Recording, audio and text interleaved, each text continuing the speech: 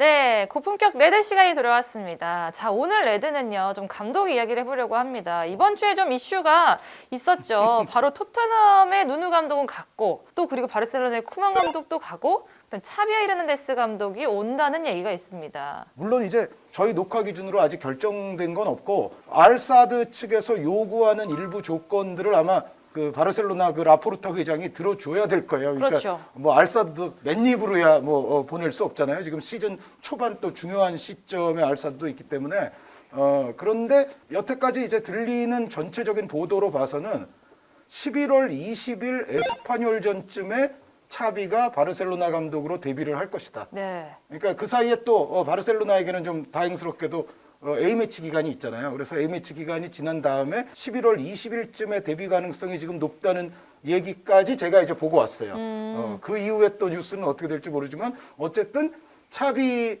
감독 선임은 거의 지금 예정된 수순이 아닌가라는 생각입니다. 네, 그래서 좀 이런 얘기들이 많아요. 차비 헤르난데스 감독이 바르셀로나에 오는 게 득일까 실일까, 독일까 득일까 뭐 이런 얘기들이 굉장히 많더라고요. 사실 차비 헤르난데스 감독은 바르셀로나 DNA가 있기 때문에 좀 그런 부분에서는 환영을 받지 않나 이런 생각도 들거든요. 지금 어려운 바르셀로나를 부활시킬 수 있는 네. 반등을 좀 이끌 수 있는 비장의 무기이자 어떤 의미에서는 최후의 카드일 수도 있고요. 그 정도의 어떤 중요성을 지닌 선임이 될 거고 지금 정순주 아나운서가 잘 말씀해 주신 대로 일단 기대감은 있어요.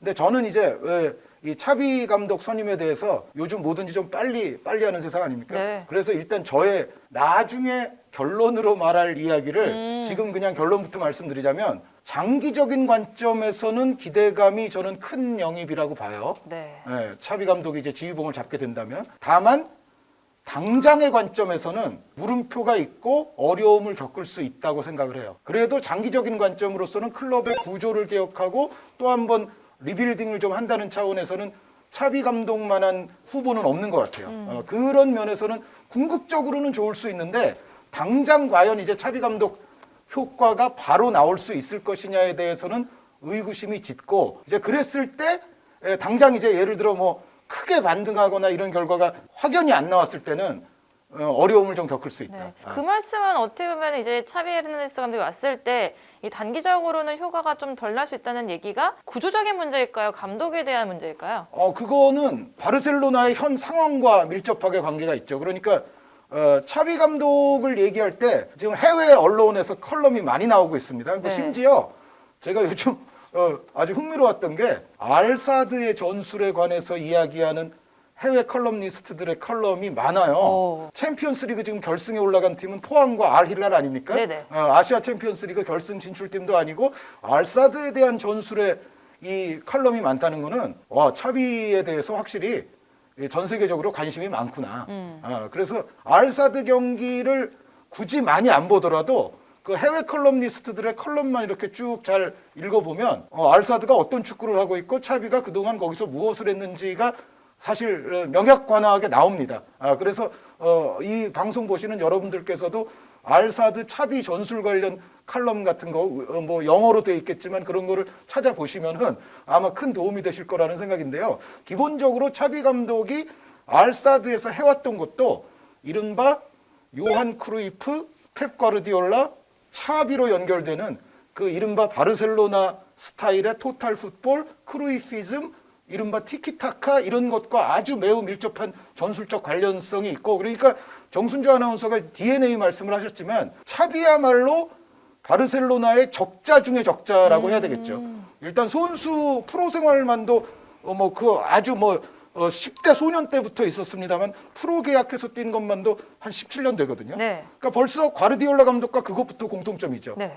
과르디올라도 바르셀로나 철학을 어려서부터 배우면서 그곳에서 이제 플레이를 오랜 기간 했고 차비도 마찬가지고 심지어 둘은 같이 있었던 시절이 있었어요. 선수로. 과르디올라 감독이 이제 베테랑일 때 차비는 이제 어린 선수로서 같이 있었던 적도 있었고 과르디올라의 부상에 대처하기 위한 당시의 바르셀로나의 선택이 차비였어요. 그러니까 어떻게 보면 차비의 선수 생활의 시작은 과르디올라의 바르셀로나에서의 거의 마무리 단계 그때와 맞닿아 있거든요. 그러니까 둘은 뭐 너무도 뭐 서로를 잘 알고 뭐 사실 뭐 전화라든가 의사소통도 지금도 많이 하고 있다고 하죠. 그래서 많은 거를 공유하고 있는 게 사실이고 이 차비 감독이 특히 이제 알사드에서 해왔던 그 전술적인 모습들 제가 이제 칼럼 많다는 말씀을 드렸지만 그 알사드에서 해왔던 전술적 모습은 바르셀로나의 전통 그리고 현재 과르디올라 감독이 또 바이에른 뮌헨, 맨체스터 시티 거치면서 맨시티에서 특히 많이 보여주고 있는 스타일 그것과 매우 똑같습니다. 거의 다 똑같아요. 그러니까 포메이션만 하더라도 차비 감독이 알사드에서 지금껏 뭐 다양한 포메이션을 활용해 왔는데 기본적으로는 4-3-3 그리고 3-4-3으로의 또 변형.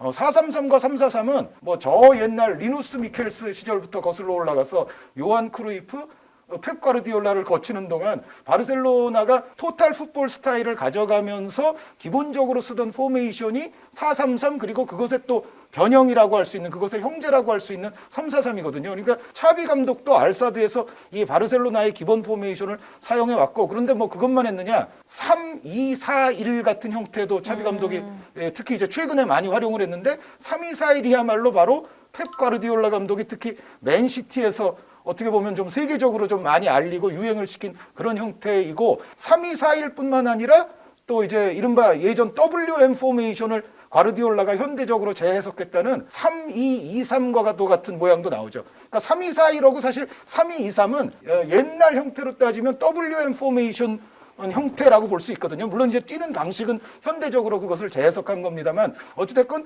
3-2-4-1, 3-2-2-3 이런 형태도 나온다는 것이 바로 펩 과르디올라의 그 스타일을 지금 차비가 알사드에서 써왔고요. 여기에 뭐 그것만 한 것도 아니고 4-2-3-1도 꽤 썼었고요. 3-4-1-2 같은 형태도 또 경기 중에 나타나요. 그러니까 융통성도 꽤 있죠. 그래서 전체적으로는 차비 감독이 여태까지 알사드에서 했던 거는 일단 포메이션만 말씀을 드렸습니다만 바르셀로나와 펩 과르디올라 스타일과 매우 이제 거의 뭐 똑같다고 해도 과언이 아니고요. 여기에 이제 포메이션 말고도 차비 감독이 이제 알사드에서 중요시했던 개념들이 뭐 영어로 좀 말씀드리자면 P로 시작하는 것들 있죠. 바르셀로나에서 중요했던 거. 포지셔닝, 위치 선정, 포제션, 점유. 점유가 높은 거는 알사드에서도 아주 중요합니다. 알사드가 차비 감독 귀하에서 점유가 66% 이상을 뭐 평균을 찍었다고 하니까 뭐 상당히 바르셀로나스럽죠. 예전에 이제 바르셀로나 좋았을 때도 막 60-70% 찍고 그랬으니까. 점유는 중요하고 여기에 또 측면에서의 위치 선정을 상당히 폭넓게 가져가는 거. 이게 뭐 포지셔닝 인 와이드 에리아 뭐 이렇게 얘기할 수가 있겠는데 측면 영역에서의 위치 선정을 최대한 폭넓게 가져가는 이 움직임도 아까 3-2-4-1 포메이션 말씀드렸지만 과르디올라 감독이 맨시티에서 하고 있는 그 철학과 굉장히 맞닿아 있는 거예요. 그러니까 왜 측면 영역에서 윙어 혹은 윙백의 그 와이드한 플레이가 강조가 되냐면 과르디올라 감독의 여러 가지 전술적 철학 중에서 과르디올라 감독이 굉장히 싫어하는 게 하나 있어요. 뭐냐면 상대가 센트럴 에어리어, 그러니까 아까 와이드 에어리어와는 좀 대비되는 개념이죠. 센트럴 에어리어, 중앙 지역 쪽에 굉장히 콤팩트한 간격을 유지하면서 아군보다 수적 우위를 가져가게 되면 아군이 중앙 지역에서 공격을 시도할 수 있는, 플레이할 수 있는 공간이 그만큼 좁아지잖아요. 그렇죠. 그거를 과르디올라 감독은 굉장히 싫어해요. 그래서 윙어나 윙백에게 상당히 넓은 측면 지역으로 와이드하게 포진하는 걸 지시를 하는데 왜 그러냐면 능력이 굉장히 뛰어난 상대 측면 공격수가 터치라인 부근에 딱 있으면 아무래도 과르디올라의 팀과 상대하는 그 적군은 측면 지역을 커버하기 위해서 좀 움직여야 될 거 아니에요. 그렇게 되는 상황이 와야 중앙 쪽에서 활용할 수 있는 공간이 나온다. 만약에 측면에서 뭔가 위협적인 게 없으면 상대는 중앙에만 밀집돼 있을 거 아니에요. 그러면은 아까 말씀드린 과르디올라가 싫어하는 거. 우리가 중앙에서 활용할 공간이 없고 우리의 뭐 플레이메이커들이 중앙에서 마음껏 놀지 못하면 그거는 우리 축구를 할 수 없다. 그게 이제 과르디올라 철학 중에 이제 중요한 것 중에 하나거든요. 그래서 측면 공간은 윙어 내지 윙백의 아주 와이드한 플레이를 굉장히 강조를 하는데 차비가 알사드에서 역시 그렇게 하고 있어요.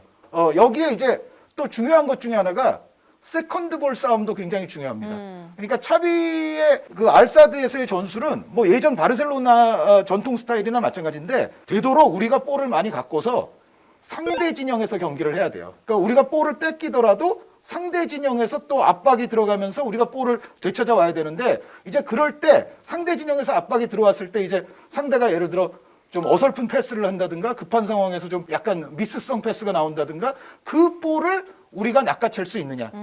만약에 이제 그런 상황에서 넘어오는 볼을 우리가 낚아채지 못하고 상대 전방 공격수가 잡기라도 하는 날에는 그거는 오히려 뒷공간은 넓을 거 아니에요. 그렇죠. 그러니까 바르셀로나의 전통적 약점과 알사드의 전통적 약점도 비슷하네요. 일치하죠. 그러니까 그런 세컨드 볼을 또 잘 우리가 따낼 수 있느냐. 그게 또 차비 감독이 알사드에서 굉장히 중요시했다는 거라고 하고요. 그리고 이제 또 다른 차비 감독의 아주 중요한 전술적 컨셉이 뭐가 있냐면은 영어를 좀 쓰자면 오버로드, S 붙이면 그리고 numerical superiority. 이게 뭐냐면은 어떤 특정 공간에 아군의 선수를 많이 집어넣어서 네.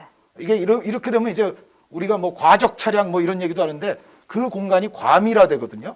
과밀화를 시켰을 때 얻을 수 있는 결과가 numerical superiority, 수적 우위 상황을 만들 수가 있어요. 그래서 특정 공간을 과밀화시키고 그 결과로 수적 우위 상황을 우리가 만들어서 거기서 상대보다 이제 수적 우위가 있으니까 거기서 이제 움직임과 패스로서 위협적인 공격을 풀어나간다. 근데 이것도 과르디올라 감독의 아주 중요한 철학, 중요한 이론 중에 하나이고 바르셀로나 시절부터 우리가 또 많이 봤던 거죠. 그거를 지금 차비 감독이 알사드에서 선수들에게 잘 주입을 시켜서 그런 차원에서 경기를 하니까 알사드가 이제 지난 시즌에 카타르 스타스 리그 우승을 차지했거든요. 리그 우승을 차지했는데 말씀드린 대로 점유율도 압도적이지만 득점도 뭐 따라올 팀이 없어요. 네네. 뭐 2등, 3등 하는 팀보다 득점도 월등히 많고 실점 당연히 적고 득점도 월등히 많은 데다가 이 득실차가 또 엄청나요.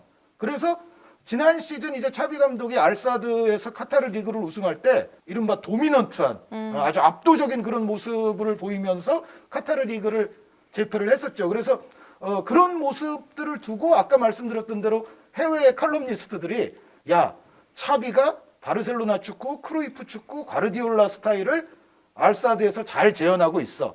그래서 이 차비 감독 저도 이제 요즘 이제 선임 이야기가 있으니까 그 해외 칼럼들을 찾아봤는데 예전부터도 좀 나왔더라고요. 네. 차비가 지금 알사드에서 무엇을 하고 있는가? 차비는 어떻게 살고 있지? 알사드를 어떻게 좋게 만들어 놓고 있지? 이것에 대한 컬럼들이 해외에서 좀 많이 나왔는데 그게 이제 요즘 쓸 데가 있는 거죠. 예전부터 좀 많이 나왔는데 이제 차비가 바르셀로나 오게 됐으니까 차비가 감독으로서 지금 바르셀로나를 맡을 수 있을 만큼 알사드에서 잘했나? 이거를 또 들여다보는 데 있어서는 그 이전부터 나왔던 그 칼럼들이 많이 도움이 되더라고요. 네, 그럼 확실히 바르셀로나 DNA가 확실히 있는 거고 이 과르디올라 감독하고 또 전술적으로도 내용적으로도 비슷하기 때문에 바르셀로나에서 좀 잘 적응할 거라고 생각이 드는데 이 내용도 중요하지만 결국에는 결과도 중요하잖아요. 리그가 다르긴 하지만 아까 말씀하셨듯이 카타르에서 득점도 굉장히 높고 제가 보니까 34경기 무패 행진도 했더라고요. 정우영 선수가 또 있는 팀이기 때문에 좀 국내 팬 여러분들은 좀 관심을 가질 것 같거든요. 어떻게 보세요? 사실은 차비 감독에 관해서 해외 컬럼니스트들이 글을 많이 썼다고 제가 계속 말씀은 드렸지만 네. 제가 이거 하나는 그분들보다 좀 제가 나은 게 있어요. 음. 뭐냐면 알사드 선수들에 관해서는 제가 훨씬 많이 한다. 그 얼마 전에 제가 카타르와 포르투갈의 저 평가전도 중계를 했던 적이 있거든요. 그 카타르가 지금 유럽에 와서 계속 이제 평가전을 하고 있어요. 그러니까 카타르는 월드컵 지역 예선을 치르지 않잖아요. 네. 그런데 월드컵 개최국이니까 평가전은 당연히 좀 이제 중시해서 하게 되는데 거기 나왔던 카타르 현 국가대표 선수들 그리고 우리가 아시안컵에서 또 눈물을 흘렸잖아요. 카타르 그쵸. 상대로. 그 카타르 선수들의 대부분이 사실은 알사드 선수들이에요.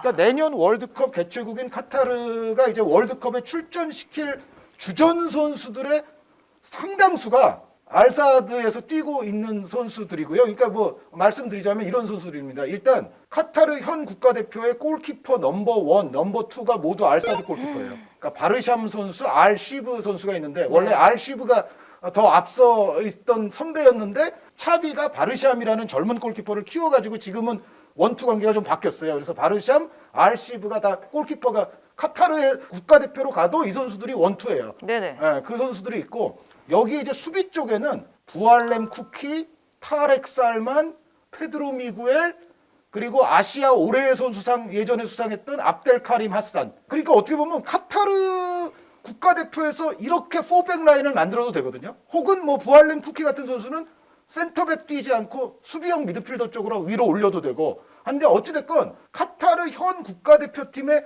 후방은 모두 알사드 멤버입니다. 네. 여기에 공격 쪽에는 카타르 국가대표 전체를 통틀어 가장 뛰어난 재능 두 명이 또 알사드 알사드예요? 멤버예요.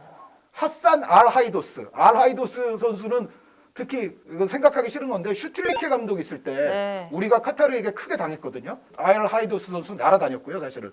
그러니까 플레이메이커 기질이 풍부한 여러 위치를 소화할 수 있는 이제 공격 자원이고 뭐 차비 감독 귀하에서는 심지어 윙백 같은 역할로도 기용된 적도 있습니다만 알하이도스라는 재능이 있고 여기에 아크람 아피프 선수라고 카타르 전체를 통틀어서 가장 드리블 돌파 발재간 능력이 좋은 선수예요. 이 선수는 스페인 무대에도 잠깐 와서 경기를 그렇게 소화하지는 못했지만 어쨌든 라리가에서 비아레알에 소속돼서 같이 훈련도 하고 그랬던 경험도 있는 선수인데 이 두 선수가 또 알사드 멤버. 여기에 정우영 선수가 있죠. 네.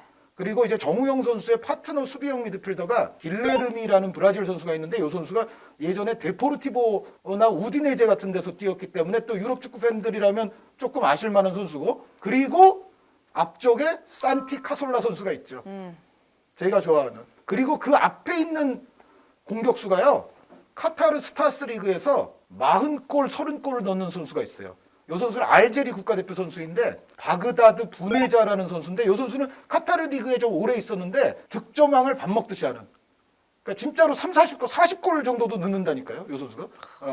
카타르 리그이긴 하지만 이 부네자 선수가 또 공격수인데 여기에 올 시즌 이제 시작할 때 누구를 영입했냐면 스완지 시티에서 예전에 뛰어서 또 우리 EPL 팬들에게 잘 알려진 안드레 아이유 선수를 또 영입을 했어요. 카타르 리그는 추춘제거든요. 유럽이랑 똑같아요. 그런데 아시아 챔피언스 리그는 춘추제라서 아시아 챔피언스 리그에서는 모습을 보일 기회가 없었지만 안드레 아이유 선수가 지금 카타르 리그에는 오자마자 골을 많이 넣고 있거든요. 역시 뭐 아이유답게. 그래서 안드레 아이유의 부네자의 카솔라의 길레르미의 정우영이라는 외국인들을 데리고 하는 팀이에요. 이 네네. 팀이. 그 외국인에다가 아까 말씀드렸던 카타르 국가대표 현 주력 선수들. 우리 7, 8명 있죠. 자, 제가 말씀드리려고 하는 게 이겁니다. 해외 칼럼니스트들은 이 정도의 그 아시아 축구적으로의 자세한 상황은 몰라요. 이 멤버면 카타르 스타스 리그에서는 압도적인 게 정상이죠. 네. 그렇지 않을까요?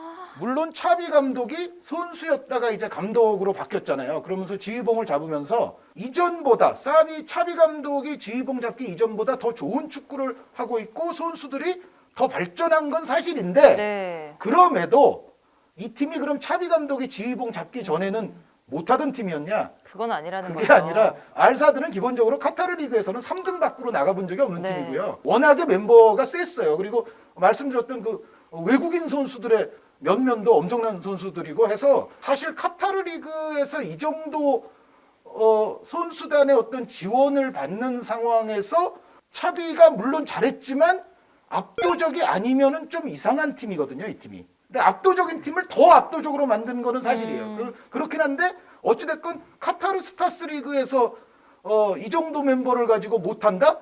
그거가 오히려 상상하기가 더 어려운.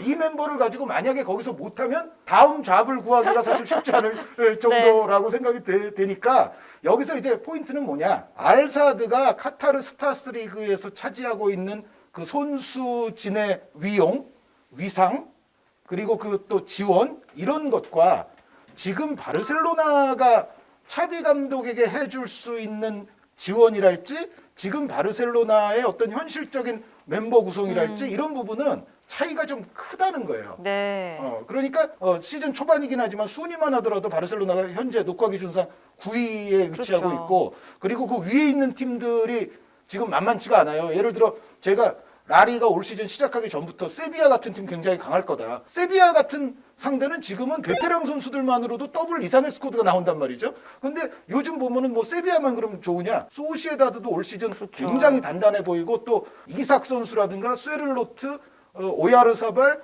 뭐 야누자이, 다비드 실바까지 이 공격진이 상당히 또 만만치 않아 보여요. 그래서 레알 마드리드, 아틀레티코 마드리드에다가 세비야, 소시에다드가 있죠. 여기에 그럼 바르셀로나가 지금 액면가 전력으로 예를 들어 지금 뭐 시즌 초반에 좀 안 좋긴 하지만 비아레알 같은 팀보다 확연히 또 앞선다고 볼 수 있느냐? 저는 냉정히 말해서 그렇지 않다고 생각하거든요.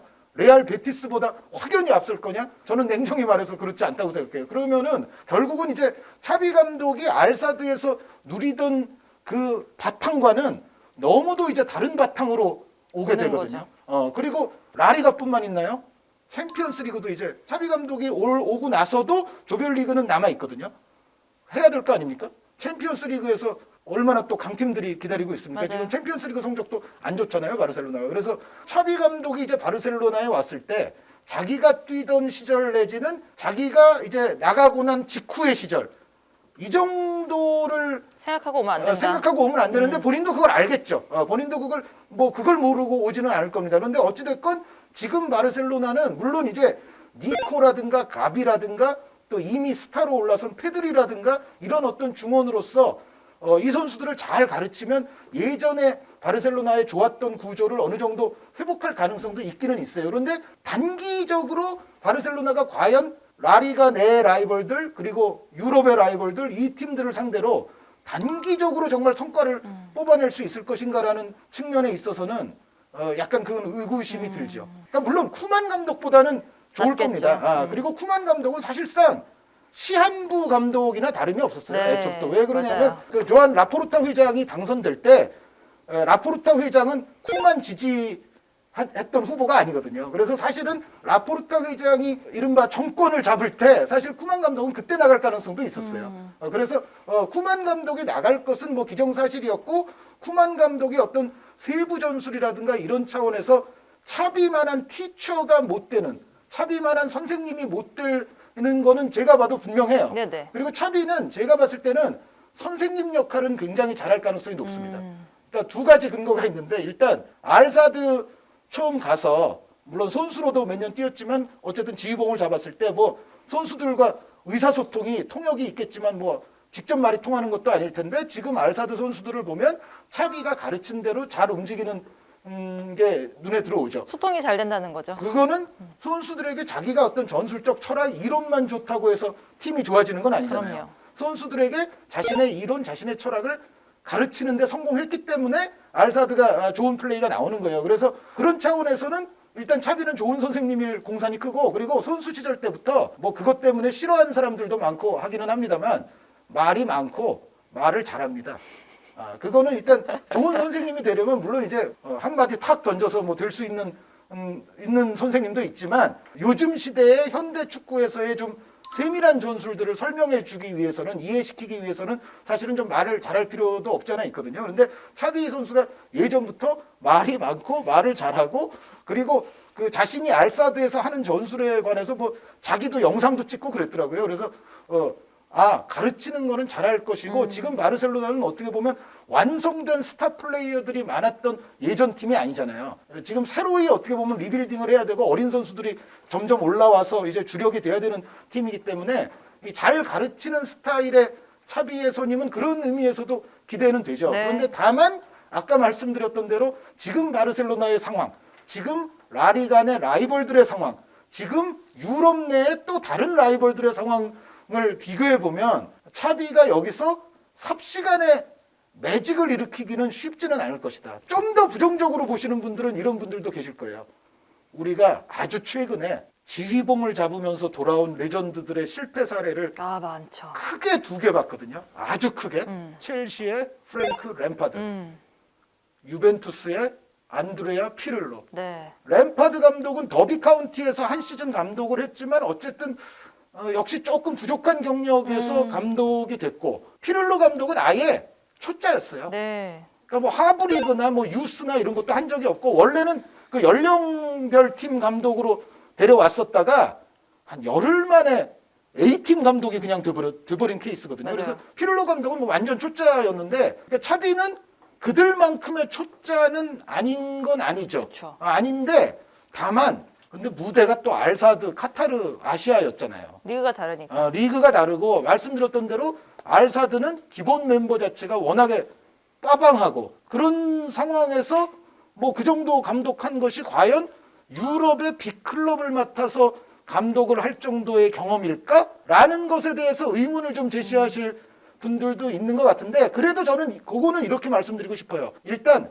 램파드에 비해서는 이론이라든가 세부 전술이라든가 철학이 차비가 확실하다. 더 확실하고 그거는 이미 뭐 여러 가지로도 좀 검증이 되고 있는 거고 그러니까 램파드는 사실 세부 전술적으로 일단 라커룸 내의 선수들을 만족시키지 못했다라는 것이 중론이거든요. 램파드 감독은 그런 부분에 있어서는 그래도 차비 감독은 그렇진 않을 것이다. 그리고 피를로는 아까 제가 말씀드렸던 대로 완전 초짜였어요. 그러니까 첫 감독 경험을 유벤투스 A팀에서 바로 시작을 한 건데 네. 아 그건 좀 너무 심했다. 그런 상황에서 그 뭔가 선수들의 나이도 좀 많아지고 있는 뭔가 에이징 커브를 그리고 있는 유벤투스를 덥석 맡았어요. 그 어려운 과업이었죠, 사실 그 피를로 감독에게도. 그런데 차비는 그런 건 아니지 않냐. 차비는 그래도 아시아지만 어쨌든 2년 반 정도를 지금 감독을 했기 때문에 이 정도면은 뭐 아주 짧은 또 경험은 아닐 수 있고 그리고 차비 감독이 뭐 승승장구의 역사만 또 맛본 건 아니에요.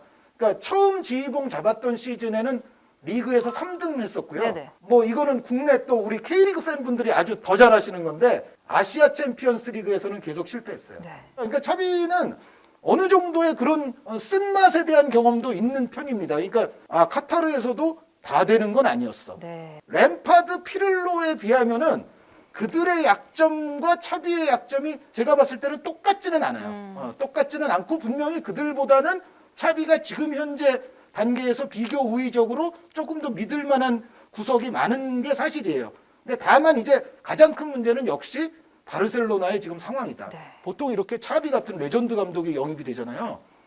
그러면은 선수도 막 펑펑 사주고 그러는 게 보통 관리 아닙니까? 차비 감독도 또 원하는 선수가 있을 거 아니에요. 근데 바르셀로나가 과연 그걸 할 수 있을까요, 지금? 쉽지 않죠. 쉽지 않죠. 재정 문제 때문에. 그래서 물론 이제 자유계약으로 풀리는 또 월초급, 준초급 선수들이 있잖아요. 아마 바르셀로나는 그런 위주로 좀 노릴 공산이 큰데 근데 그런 선수들이라 할지라도 돈보따리를 이만큼 싸들고 기다리는 다른 클럽들이 있거든요. 그 클럽들이 연봉 훨씬 더 크게 지르면 뺏기기 십상이죠. 뺏기기 십상이에요. 저는 바르셀로나가 지금 차비 감독에게 선수 영입의 선물을 크게 안겨주기는 기본적으로 저는 힘들다고 봐요.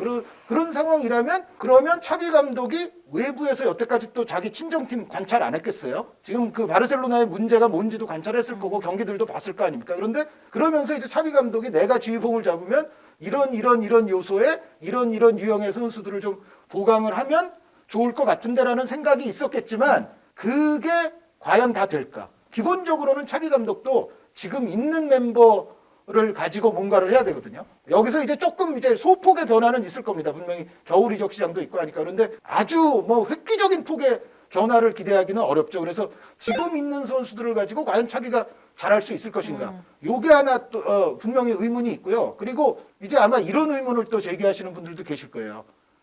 차비는 피케, 부스케츠, 조르디 알바 등과 같이 뛴 사람이잖아. 네. 물론 나이는 많죠. 차비는 이미 보니까 40대 초반이더라고요. 어쨌든 자기 후배들이긴 하지만 자기와 오랜 기간 같이 뛴 동료들이 아직 있잖아요.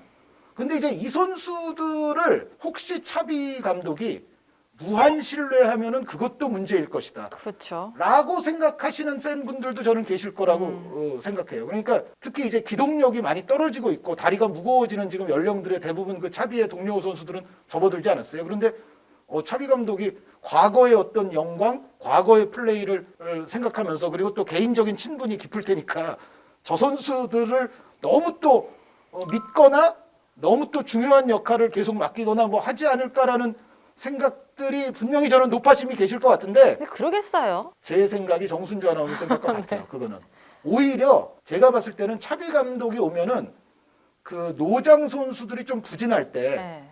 오히려 정리를 더 잘해줄 가능성이 저는 높다고 봐요. 그 노장 선수들 입장에서도 차비가 말하고 차비가 부탁하면 억울하지 않지. 그렇죠. 저는 오히려 차비 감독이 마냥 뭐 예를 들어 자기 축구 철학을 구현하기 어려운 노장들이 뭐 기동력 떨어진 플레이를 막 계속 보여줄 때 차비가 이들의 친구라고 해서 무조건 이들의 역성을 들 것 같지는 않아요. 오히려 저는 그럴 때 다른 감독들에 비해서 좀 조정이 잘 될 가능성은 저는 좀 높다고 봐요. 네. 그러니까 오히려 다른 감독들은 이 선수들이 바르셀로나에서는 큰 세력들이잖아요. 어떻게 보면. 건드리기가 더 힘들어요. 그럼요. 사실은 그런 면이 없지 않아 있어요. 그런데 차비는 그들과 같은 세력이었고 어떻게 보면 그들의 우두머리예요. 그러니까 오히려 그런 입장에서는 저는 지시하거나 야 오늘은 좀 쉬어 이렇게 이야기하기가 저는 조금 더 용이함이 있을 거다. 그래서 저는 그런 쪽은 오히려 좀 장점화될 수 있지 않느냐라는 생각도 있는데 역시 가장 큰 문제는 그 바르셀로나의 상황. 근데 지금 바르셀로나가 상황이 어렵다고 하셨는데 제가 생각해보면 과르디올라 감독 부임할 때도 좀 바르셀로나가 어려웠던 걸로 기억하거든요. 정순주 아나운서가 유럽 축구의 정통에 있어요. 예. 과르디올라가 부임할 때가 바르셀로나가 그때 이제 등수도 리그에서 3등 했었고 네. 3등 했었고 전체적으로 내부가 굉장히 시끄러웠을 때예요. 그러니까 바르셀로나 라리가 팬분들은 아마 기억을 하실 텐데 우리 팀 안에는 검은 양들이 있어 뭐 이런 발언을 한 선수도 있었어요. 야 그럼 검은 양이 누구야? 호나우지뉴, 데코 뭐 이런 선수들이 또 지목이 됐어요. 그러니까 어떻게 보면 바르셀로나의 영광의 시절을 레이카르트 감독과 더불어서 일궈냈던 한때의 영웅들인데 그 선수들이 오히려 팀 내에서 좀 이제는 경기력도 떨어진 데다가 좀 안 좋은 쪽으로 자꾸 부각이 됐어요. 그런 상황에 과르디올라 감독이 딱 들어선 거죠. 사실 과르디올라 감독도 경력이 일천했죠. 그 이전에 그 바르셀로나 B팀 맡아서 하브리그 경험한 게 다거든요. 네. 한 시즌.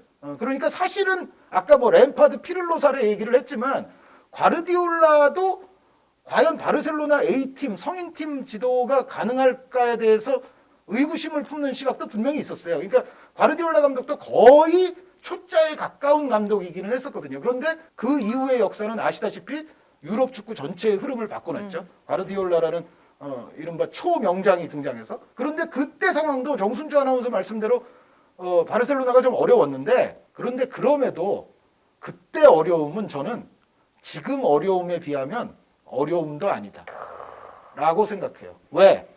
호나우지뉴나 데코 같은 선수를 내보냈고 에토 같은 선수도 이제 곧 내보내려고 하고 있었고 뭐 이랬지만 그럼에도 불구하고 모두가 아시다시피 바르셀로나는 유스에서 키워낸 불세출의 재능들이 속속 등장하고 있었고 과르디올라는 그들의 잠재성을 누구보다도 잘 이해하고 있었어요.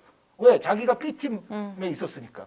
그래 쟤네들 쓰면 돼. 과르디올라는 그것에 대해서 확신을 갖고 있었고 그 선수들을 바로 다 중용해가지고 바르셀로나 시대를 만들지 않았어요. 그러니까 그 당시에 바르셀로나는 일부 스타 선수들에게 좀 문제가 생겼고 전체적인 팀이 하향세긴 했지만 지금 정도의 어려운 무슨 재정 형편이나 뭐 이 정도 지경은 아니었는 데다가 그때 이미 나타났던 선수들이 리오넬 메시가 이미 뭐 레이카르트 감독 시절부터 아주 잘 뛰고 있었고요. 유스 그 B팀에서도 계속 점점 좋은 선수들이 올라오고 있는 와중이었어요. 네.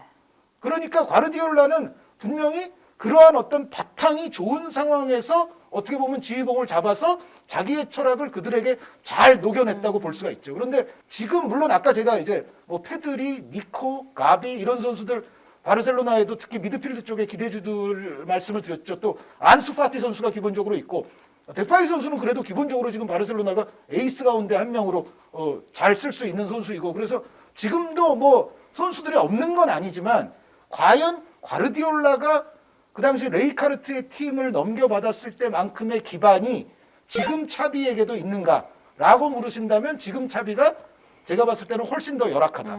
그래서 차비는 과르디올라보다 훨씬 더 어려운 길을 저는 걸어가야 된다고 보고 지금 제가 생각했을 때 이 바르셀로나가 제가 뭐 아주 옛날까지는 뭐 저도 잘 모르죠. 그런데 적어도 뭐 2000년 언저리 뭐 90년대 중반 이후부터는 이제 경기도 시청을 하면서 저는 이제 성장을 저도 했던 세대인데 한 20, 30년을 통틀어 지금이 가장 위기 아닌가.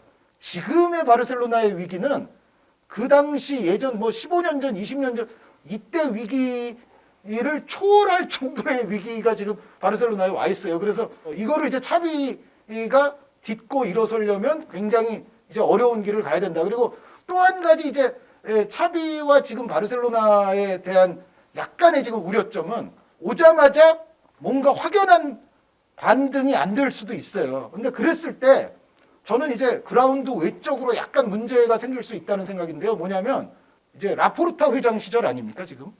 근데 아까 말씀드렸던 대로 라포르타 회장은 쿠만 감독 경질시키는 거는 시간 문제라고 그랬잖아요. 원래부터 쿠만 쓸 생각이 별로 없었던 회장이기 때문에. 그런데 지금까지는 예를 들어 못 하잖아요. 지금까지는, 이전까지는 쿠만에게 비판의 화살을 돌릴 수가 있었어요. 네. 눈에 띄는 게 로날드 쿠만이잖아요. 팬들은 로날드 쿠만을 욕하면 됐죠. 얼마 전까지만 해도. 그런데 지금은 이제 차비가 온다 쳤을 때 차비를 욕하기는 쉽지 않아요. 그러니까 그 얘기는 뭐냐면 라포르타에게는 더 이상 핑계댈 공간이 별로 없어진다는 거죠. 네. 무슨 이제부터 바르셀로나에 뭔가 안 좋은 일이 벌어지면 이제는 예전에 뭐 바르토메우 책임, 로날드 쿠만 책임 그렇게 얘기하기가 이제는 쉽지 않을걸요. 그러니까 라포르타 본인이 책임져야 돼요. 지금부터는. 아무리 어려운 상황에서 자기가 회장직에 올랐다 하더라도. 그래서 제가 봤을 때 이제 차비가 오면 그 다음부터는 뭔가 마음대로 안 될 때 회장이나 수뇌부가 핑계댈 수 있는 공간은 이제는 없다. 결국에는 뚜껑을 열어봐야 될 것 같습니다. 또 그러다 보면 저희가 또 레드에서 또 얘기할 시간이 있을 거고 꾸준히 좀 지켜봐 주셨으면 감사하겠습니다. 아, 그리고 아직 선임 확정된 건 아닙니다. 네네네. 네. 자, 그리고 내일은 또 여러분들 블루가 있는 날입니다. 수요일 11시에 여러분들 오늘 밤이죠. 11시에 함께 하시면서 장 의원님하고 즐겁게 또 얘기 나눠보시기를 바랍니다. 그럼 다음에 또 뵙겠습니다. 안녕히 계세요.